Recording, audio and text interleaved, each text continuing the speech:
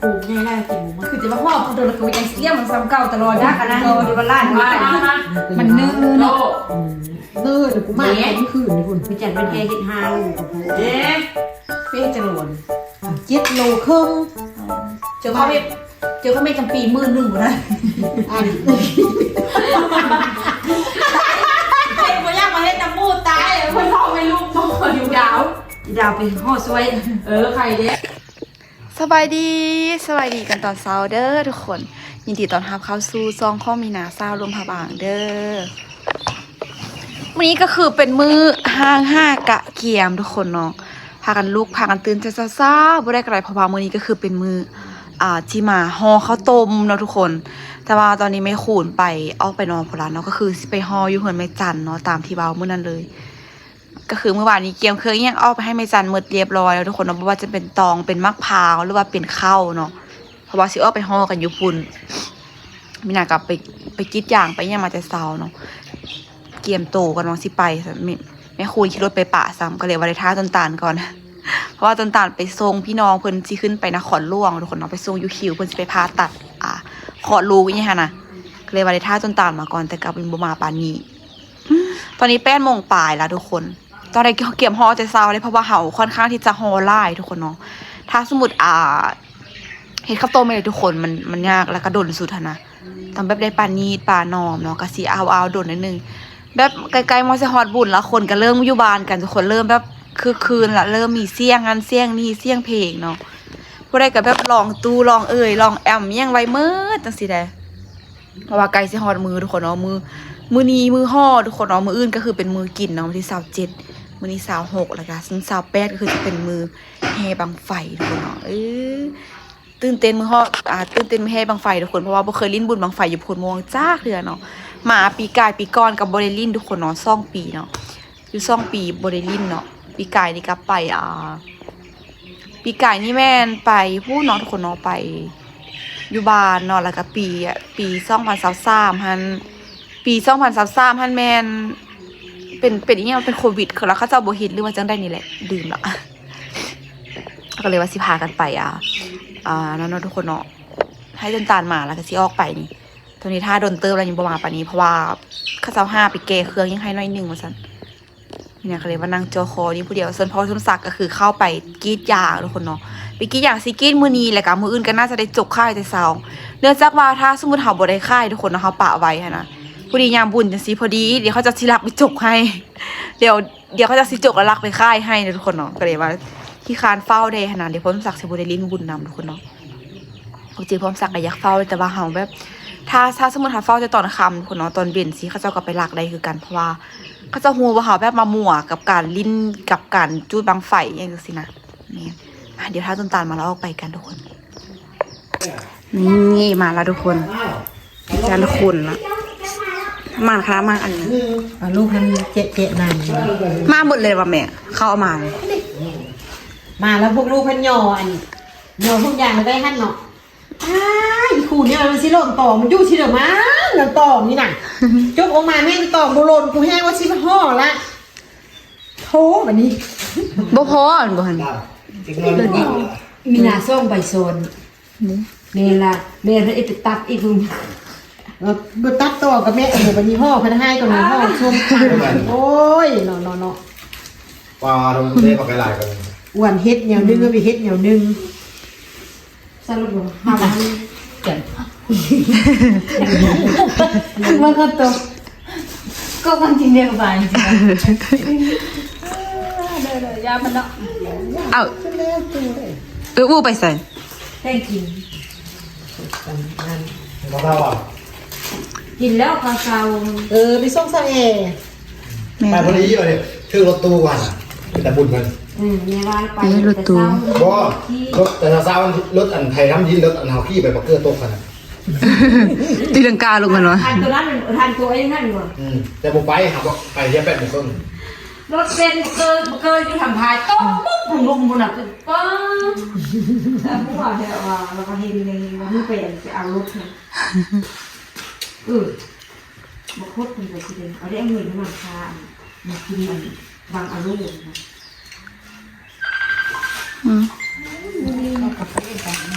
เขาจะได้ไล่อยู่กันดีทุกคนอะไร ไอ้นี่เฮ็ดแล้วลูกคือบ่ไปเฮ็ดบังไฟได้ลูกน่ะ เขาไปในบ้านได้ตรง ข้องเพิ่นดิ ไปเลยลูกไปแม่ได้อันนี้โอ้ยพ่อต้มทำไปฟังลูก ยอดยาง คนเรื่อง ยอดยางกัน ตั้มเอาบ่แม่ จะไปหาพ่อ ตำระบดกันนวล นวดเอาวะ เอามื้อนี้เด้มื้อนี้มื้อ มื้อจะพ่อแล้วมันบ่ได้กิน มื้อจะได้กิน อันนี้มันต้องอันเอามาแต่เฮือนอันนี้ ยางก็ต้องกินนะ ตัดเอา เมหันขันเมน น้อยนี่ปากมาละ ขันเมนเมหันบ่ได้ไปมัวซ่องข้าวอีกเมน มื้อนี้วันพุธเลยลูกมื้อลูกก็มาหาแม่แล้ว ก็คูดได้อยู่วะ โอ้ยเอาเทื่อแล้วก็คุ้นไว้กับมัดเลย มาหาแม่แล้วบัดพระพัก เก้ เมนชิมน้ำมะพร้าวบ่แก่งาชิมน้ำดูเสี ลู ย กเลยที่ว่าบัดขาดเลย เอาพาโอเค โอนเกินไปนะแม่อะสร้างพันอีเมลแม่ แม่บ้องเข้าโอนเข้าเดี๋ยวมีปัญหาเดิม ว่านก็บอกกันว่าน ถ้ามันซีลูกอ่ะ พ่อเขาคงเป็นเงินกีบแล้ว ก็คือบุยักมัน โอ เนาะ เคเกิดกินลูกมีนะ มะพร้าวอ้วน แม่ไปซ้อมมาซีถึงหน่วย ซ่องมาได้ซ่องนุ่ยเงินดู ต้ ต้ อ อง ย กินเพื่อรักษาเพื่อนก็คือ ข้องคือต้อยยังไงก็ข้องของลุงอ่ะ แท้นะอ้อนแห้งก่อนนั่นนะคูดกินจนใดนะเอาอ่อนเอาบ่วงคูดกินได้เลยตองก็เอามาปากกาล่าคนเลยเลื่อยอยู่เป็นคน เหี้ยไปเดี๋ยวเราบุจ้ะที่ขาดกับใดสิ นางอยู่เพื่อนปากกาล่าเลยตองอะนะ5-6 อันพุ่นนะพากันเอามา5-6 หำพุ่นนะเอามาอีก ไม่ต้องเหี้ยนะ ดีแต่เอามาอีกเนาะ ไปจะมาต้องไปละ เอาข้าวทิ้งหมู มันจะปีกไก่ห่ออยู่นอคุณ เข้าเมื่อทึบๆนะ เขาเมื่อปะมันละ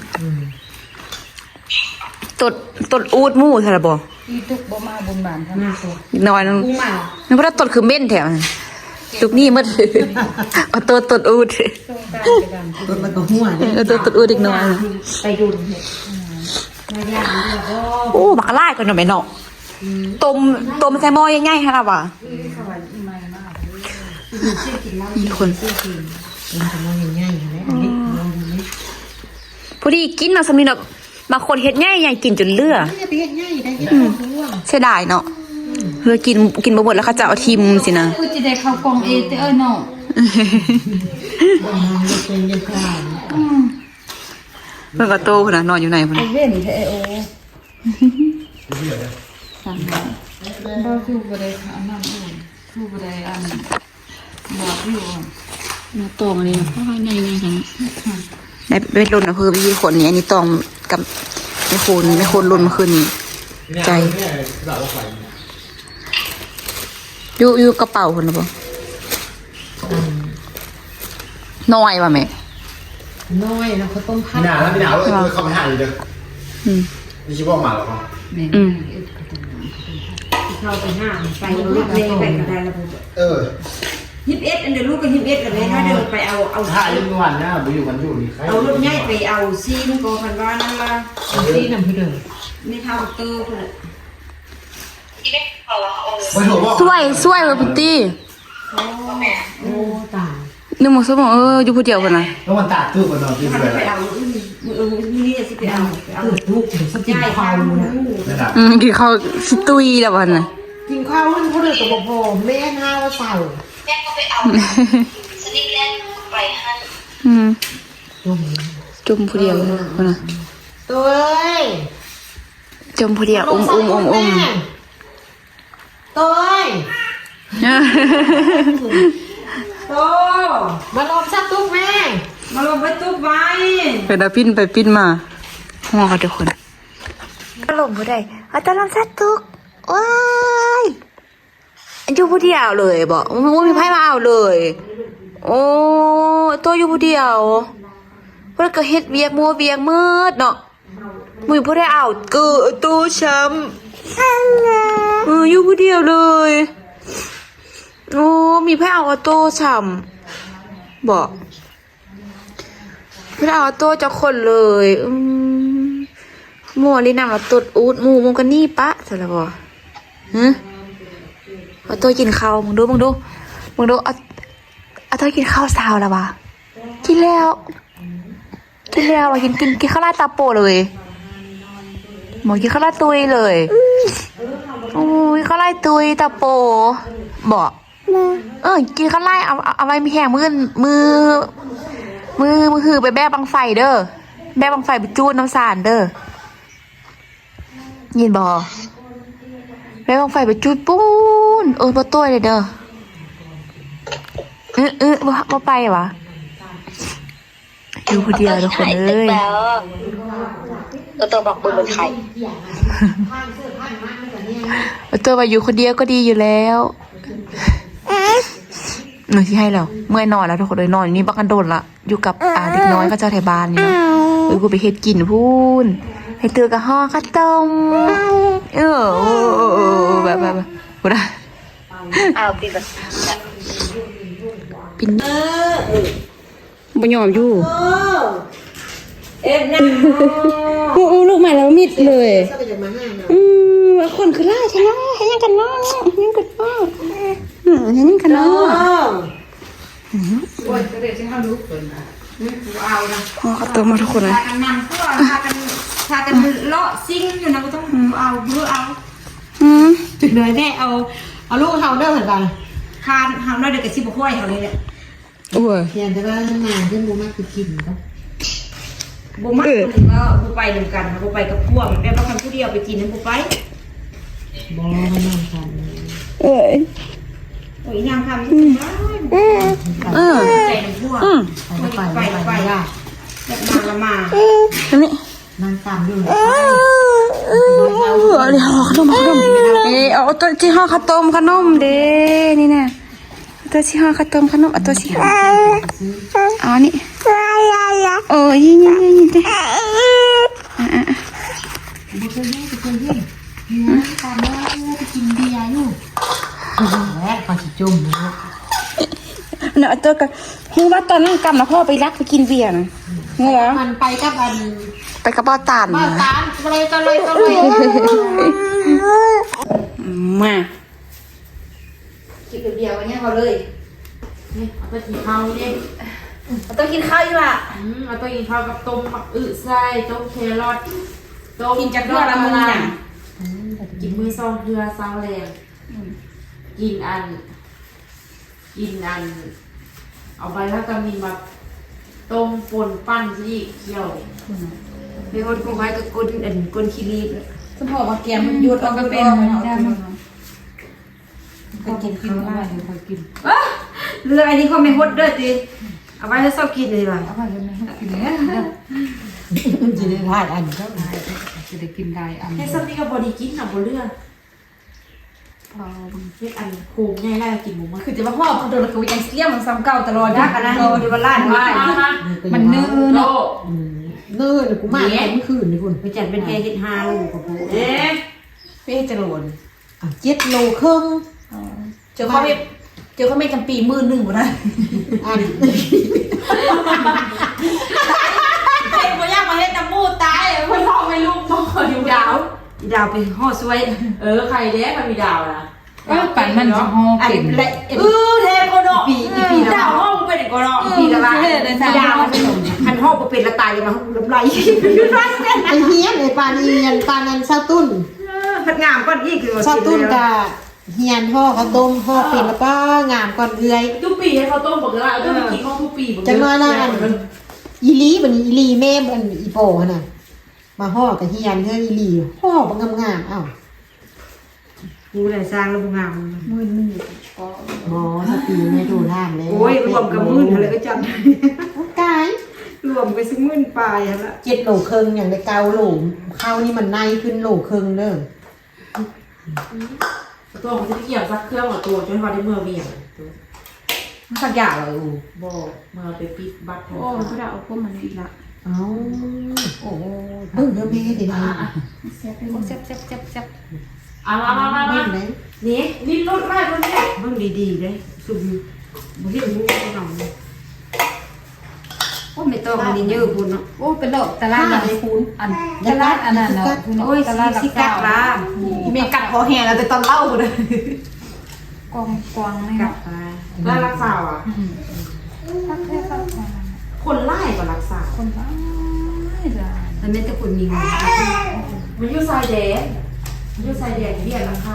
เข้าค้าค่าย กันตาน้อยเป็ดกับหุ่นยังจะแดงเรียก มา เราของ ไปสิเดี๋ยวเจ้าไป โอ้โหแท้โอ้ไปกินดองดูละโอ้นักสาว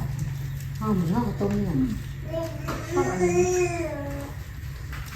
มาแซ่บตอนนำมาบ้านอันนี้ก็ ไปอยู่สุดปลายมือมีคนห่อข้าวต้มเมื่อบานกันเป็นคนเลย แมน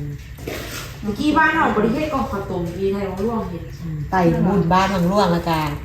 เอาเพื่อนเอาข้าวต้มมาแซ่บแล้วหยุดเด้เขาเห็นข้าวต้มเยอะบักแซ่บเดี๋ยววันนี้มาเฮ็ดแล้วแบบนี้ ถึงไปนะ นี่นะลูกเอาทางกุ๊กปิ้งกุ๊กปิ้ง เข้าในต๊อกเข้าต๊อกอะไรกันดีกว่า เฮ็ดหมดทุกคนแล้วก็ต้มเค็ม ต้มอันนี้มันเสียบเนาะ ข้าวต้มมันนี่คนกินได้ดี นี่ ข้าวต้มเค็มให้คนที่บ่มักหอมคนที่บ่มักพริกไทย คนเขามาซีน บางคนก็บ่มักซีน เอาตายเพื่อนมันละรถมาซึ่งอันนั้นนะมา กินข้าวขารถเลยเนาะ ดูข่าวเร็ว รถกับรถเบนพุ่นน่ะ การมันจะสุดเคียวกัดเด้อหนักโดน อ่ะ เลยอ้วนเฮ็ดแต่ว่าเท้าได้เคยแล้วอีตองมาฮือว่าซั่นเอาโอ้ย คันเฮาเก่งอยู่นั้นเฮาเจ้าบ่เฮ็ดมันเอ็ดแต่ละ4ว่าหาสิเอ็ดผู้เดียวคันเฮาเฮาเอ็ดเลยแท้ก็ ลูกหมาหันซี่โมงมันต้มมะทั่วดำนึ่งทั่วเคี่ยวนึ่งข้าวแล้วก็สั่นข้าวลิ้นข้าว เฮาจนว่าอันแต่ขนาดเฮาเอาแป้งผสมแป้งเฮายังบ่เอ็ดกับเป็นบ่ฮู้ แล้วก็โอ้ยหาเบิ่งมะพร้าวบ่ได้ไปซอกมะพร้าว อ่ะ มาปอกมะพร้าว ก้อนแห้งกับน้ำพายเนาะอายุก็เลยตัวผู้อีกอันเดียว เฮ็ดอันเด็กก็เลยเฮ็ดเร็ว มื้ มื้ อ อ จั ละ นอยู่บ่จันเฮ็ดแต่กับเราเฮ็ดหมดเลย มาก็มาห่อนี่ซื้อ มาออกมาให้ส ก็ บาย เฮ็ดเราเฮ็ดกระตุ้มผักปีนั้นมันยังบ่สุก โอ้ย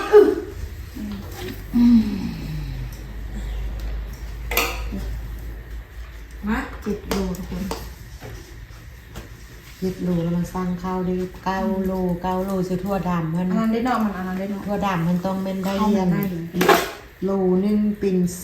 10โลซื้อทั่วอันนี้2 โล น่าช่วยแม่น่ะ ดีซ่อง เอาตัวน้อยเสื้อกับตัวเยอะไม่รู้บ่เอาตัวเยอะหมดนี่เวลาลูกจับพนาเอาเจ5เจแม่ว่า เสียบอกเสียบอกตัว แดงตัว นี่นะ มุดละไม่แดงไม่เอาตลาดเนี่ยซื้อตัวอันนี้มันอันนี้เอาไปพัดเดี๋ยวพอมึงกิน เราเอาตัวน้อยให้ซื้อครึ่งซื้อ วันนี้เอาดอกกระหล่ำเอาตัวไปพัดเดี๋ยวพ ตั อ วเยอะแล้วเราลุง อย่าตีทิพเขา โบเอาไว้มันคือหั่น เลียเลยบักลาเลียเลย ตัวเปลี่ยนแล้วไม่ได้กินเมื่อกินแล้วตัวย าได้กินตัวเองกินรอดด้วย เดี๋ยวแม่อันเดอร์พาเข้าอย่าว่าได้เป็ดตีนเขาเหมือนเอา กินตัวเองกินรอด อีเมย์ก็จะก็แม่อันเดอร์แบบนี้ ตีนก็จูบพอแห้งอะไรเอาตัวเอ้ยโอ้ตีนอยู่เอาไปเกลือเนาะ กินหูเดี๋ยวค่ายเครื่องกันดิ่งช่วยผู้นั้นนะ แซ่บบ่ตอนนี้คือว่าแซ่บเนาะแซ่บเนาะ โอ้ยแซ่บเอาข้าวมาออกคอกันลูกแม่กินข้าวเซอตำยัด ผู้เลยตาอันกลองน้อยต่อไปมือนี่ง่อยใช้ฟันเขาเนี่ย กระเมียนแล้ว เก็ ก็ บกินอยู่นั่นฟันเขา อันนี้เชื่อบริษัทต้มที่มาจากปอนนี่สิแหละ ไม่ได้ป้อนปูป้อนปลาเลยป้อนปลาว่ามีชิ้นหนาเด็กหน่อยจนวันเนื้อเด็กเขาหูกับเอาเขาซื้อเอาชิ้นซื้อ ถ้าคัดคณะบุญลิ้นเลย เจ้าผู้ดีผู้ยา เที่ยวไปอินเที่ยวเที่ยวมาอีก คักเธอสิล่ะ ในชื่ออีกคุณอ่ะ กินเขา คักแท้แม่กันเด้อว่า อันซุ้งกระไดเนาะเขาชิ้นทักชิ้นพอเต็มถ่วงโอ้อีนี่เลี้ยงลูกไว้อีนั่นนี่เนาะ กินข้าวเสร็จแล้วก็หนึ่งออกซีนเซอร์ กินชิ้นเมื่อแต่จึงเอาเขาเธอตำลัง ก็ไปผสมกันอยู่หั่นแหละเนาะ จะมากกว่าเขา เอาต้นกินข้าวเม็ดบุกเก้งฉันกินอะไรแล้วคือกินดี บอกว่าเอาเขาได้แม่ดูเอาซื้อเขา ค่ะ กินชิ้นละกินเขาละ แม่มาวิ่งนะพี่เอาตัว เขากินเขากับฝักกับน้องหูกับดีเด้ เพื่อนั่งเต็มก้อนเพื่อจับกินเองนั่งลงกินโอ้ยนั่งนี่ อย่างหน่อยทำนี่อู้กินนมกูก็ร้อนดูหน่อยหน่อยจะมีอะไรก็ป้าลูกอ่อนเนี่ยนมนั่น กันก็คือ จะ กั กิ น นเลี้ยงเขาลูกให้บ้านได้ เอาก็คือกันเจ้าค่ะมันแบ่งแล้ว นมได้พอผัดเอาเกลือน้ำนมมาคือพอเกลือ เสื้อ น้ำน นี่ ม เสื้อมือ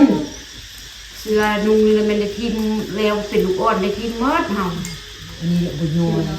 นมแม่ก็ไปเบียกมืดมือก็ได้หน่อยเด้อห้าหน่อยห้าตกตึ้งอยู่บนเนี่ยหน่อยก็มันดอกก็นม โยยเวลาลูกดูดแล้วเบื้องนี้มันปานบัวเลย บัดลูกกินมานี่แหละมันจะออกมาไปมืดมือนี่ยินมาเจ้ามีมือก็ตกหุ่นขับมาหุ่นดูข้าวกินกันสองนมลงสะ เอาแล้วก็ไล่อยู่แล้วเฮา ดูคุณเนี่ยเป็นเพศคุณเป็นผี เด็ก เดี๋ยวจะเป็นเอาตลอดเนี่ย ตัวกำ10 มือแล้วตัวเนาะ3 เดือน ผู้เดียวผู้นั้นตุ้ยลูก เนี่ยมาละ เมืองโหดจึงมีเป็นพริก โอ้ยเก่งแถวปลาบึกนา เร่งเลยไอ้ตาว่าตามันจะตุ๊บให้จะกินข้าวมันเริ่มกินข้าว เป็นผู้ใหญ่นะตู้ย้อนมันนอนบุอิ่มแล้วอันพากันเอามันมา สร้างว่า ผู้เตาเนี่ยตามตู้ไงตู้ คนเด็กน้อยมันชี้นะมันกระตู้ไปสนนา ดีอุนั่นไม่ตื่นก็คือกินนมก็ได้ โอ้ยแซ่บพอดี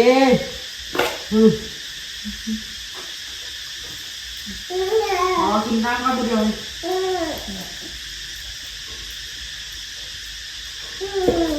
ไปพอแล้ววันนี้ ห่อเสื้อมีหดห่อกินนิ่มอยู่น้อยคนเด้จนชวดสาว ส่งแบบบางเนาะ โอ้เร็ว เดี๋ยวไปหาจะจับเกมพอดี ปลาไปอาบน้ เหี่ยว จับพอแค่เนี่ย ำโอ้ยจะมึงจะพาออโต้ดูมึงจะพาออโต้ดูเสียบอยู่ขอ อาบน้ หมดอัตตาละมึงแรงไงตุ้มลูกเบอร์กินนมปั่นกินข้าวแล้วกินนม เพื่อนกินอะไร เดี๋ยววันที่กินตุ่นใต้ ำบุญ บุญเรียกว่าปุ้นลวกซิงจำแก้ว แต่น้ำนมเนี่ยเฮากินเป็นเนื้อมันละ หรือกันละ กินเนื้อมันละตอนมันมากินเนี่ยมันคือกัน ตำหูนี่ก็ค่าเป็นเหมือนในตำหูน ลูกแต้งหรือว่าตำหุ่งอิดเลยข้าวเตอร์นี่หน่อยเลยจัดถ้วยบ่วงเดี๋ยวล้างไว้ จุ่มมาเอาโต้จุ่มไว้เนี่ย จุ่มแล้วบอกถ้าปูดูมือเช้าจุ่ม มันเต็มเด้นี่นะ ขอโต้ไว้เซ็ต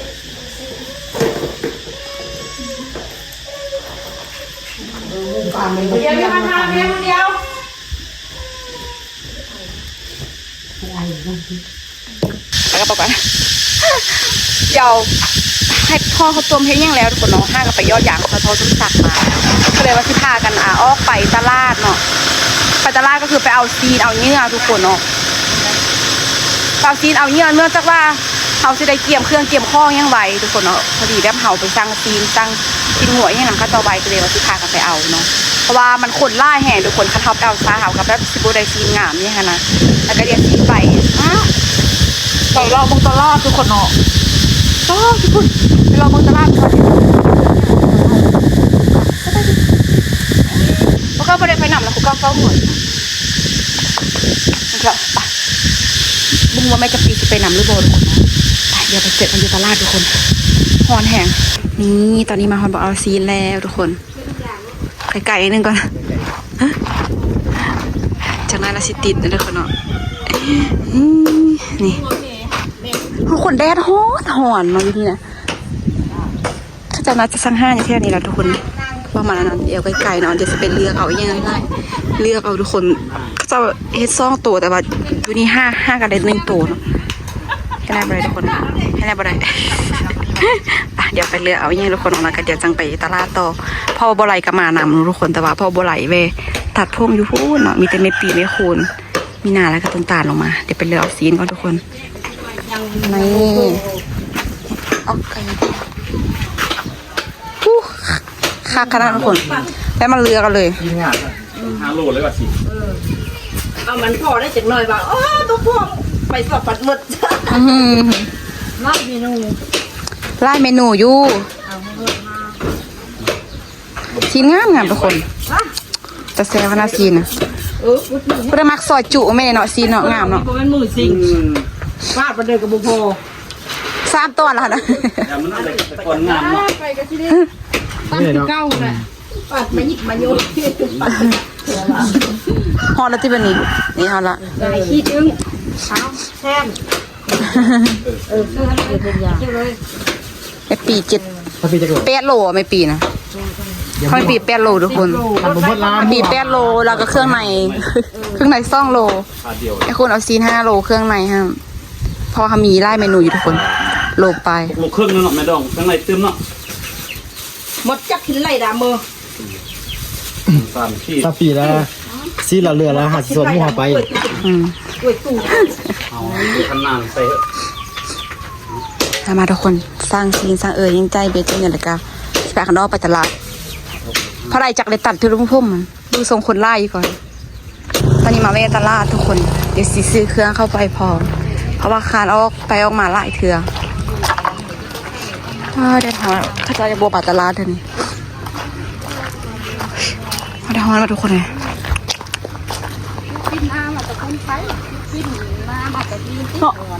ฮอนแห้งมึงแดดโซ่อยู่พุ่นนะ ดิ้นดากเสื้อแดด ตลาด ใส่กรามกับตั้มลงก็ดู พอค่ากันเราก็จะเฮ็ดใหม่เนาะแบ่งโซนเลยเนาะโซนนั้นโซนนั้น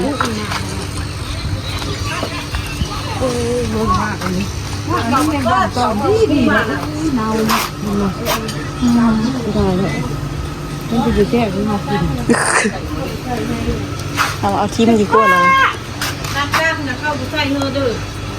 ถึงน้ำเนี่ยว่ามูลเฮ็ดบุญมูลทาเอาแบบนี้น้ำกับอะไร แนวซาด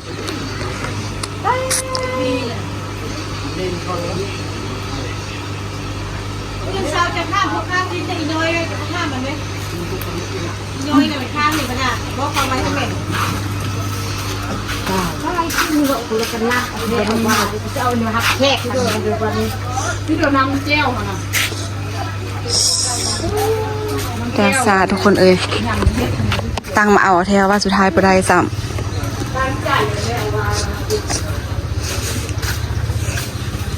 ซื้อไม่ต่อเฮาเฮ็ดเงี้ยงจนแหล่ทุกคนเอ้ยไปซื้อเครื่องมาบ่ทันได้เงี้ยงซ้ำเพราะว่าหงุดหงิดกับบ่ได้อันนั้นทุกคนหงุดหงิดกับบ่ได้ฮู้หมู่อันนี้คือเป็นบางไฟของต้นตาลทุกคนเนาะอันนี้ก็คือเฮาซื้อโดยเฉพาะทุกคนแล้วก็สิมีข้องเป็นหน่วยทุกคนเนาะเป็นหน่วยเป็นกลุ่มอีกก็อันนี้ก็คือซื้อเอาเนาะซื้อเป็นบุคคลเฮ็ดแบบตำบาบนะน้ำปุ้นอ่ะเขาปวดได้มาสินะเอาก็อยากกินน้ำแบบอายุบ่กินย่างมันกินน้ำว่ะเย็นได้เนาะกาดหัวกับหัวทุกคนเลยแล้วก็สิไปล้างผักก่อนเพิ่นก็ไปเปิดหุ่นเดี๋ยวไปล้างผักย่างไว้ทุกคนเนาะล้างผักเตรียมผักย่างไว้เมื่อยแห้งปวดคักเลย500,000กีบทุกคนนี่นะ500,000กีบประมาณเกือบ1,000 กว่าบาทนะทุกคนเนาะประมาณ700-800 บาทนี่แหละแพงอยู่ดิทุกคนบังไฟอันนี้3 โลนะทุกคนมันบได้ง่ายค่ะถ้าสิง่ายกว่านี้ก็ประมาณ6 โลก็ประมาณ1 ล้านกีบประมาณ1,000 กว่าบาทเกือบ 2,000 1 ล้านกีบอันนี้ก็คือแบบซื้อมาจูดแบบปูสายยังจะซื้อค่ะนะแบบเพราะว่าเขาจะบริการแข่งขันยังกันทุกคนเนาะอันนี้ยังไงว่ากินน้ำอยู่คนกะอันนี้พอสมศักดิ์เตรียมตัวที่เข้าไปหนาทุกคนเนาะจะเอาน้ำยังเข้าไปพอเพิ่นศักดิ์จะไปนอนเฝ้าส่วนยางไว้ น้ำเฝ้าสัญญาณเพราะว่ามืออื่นตอนในลูกโจกแต่ซ่าๆเนาะทุกคนเนาะยังไงสิไปล้างเกียมเครื่องเกียมข้องเขาทุกคนเกียมผักเกียมเนาะมืออื่นจังบ่รีบร้อนมาคลิปนี้เขาสิได้ขอตัวลาไปก่อนเด้อทุกคนทุกคนถ้าติดตามเบิ่งทุกคนนะถ้าติดตามเบิ่งทีต่อไปทีไปเรื่อยๆจนเฮาแล้วบุญอะไรทุกคนเลยจนแล้วแบบแห่บางฟืนบางไฟแห้งม่วนเนาะทุกคนเนาะนี่นะถ้าที่ผมบอกก็คือการแห่บางไฟก็คือแบบม่วนสุดๆเลยทุกคนเพราะว่าเขาจะแบบไปแห่จนออมเมืองทุกคนเนาะออมจะปูนไปหอดปูนนี่แหละออมจะบานเฮาไปปูนออมโอมไปออมมาทุกคนเนาะแล้วจะมาเข้าวัดเยี่ยมจู้ทุกคนเนาะมาไปทีนี้ข้อตลาดไปกันเด้อจะได้กระเซ้าทุกคนก็ไลค์ก็แชร์ก็ติดตามเพื่อเป็นกำลังใจในการในคลิปต่อไปสำหรับทีนี้ข้อตลาดไปก่อนไปเจอกันคลิปหน้าบ๊ายบาย